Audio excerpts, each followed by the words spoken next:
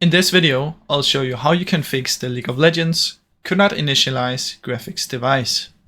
Now if you have this issue, and one thing that you can try is find your League of Legends right here, right click on it, go to Properties, Compatibility, and activate these two. Now check if this works.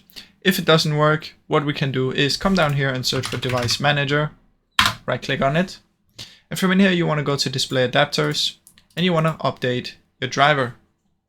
Now make sure you do this, and after this what you can do is close this down, and after this what you want to try is open up Google and search for DirectX.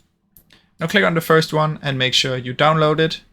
Just press download, it's super simple, it's just an installer, and make sure you download DirectX. After you've done that, you want to restart your PC and see if it works.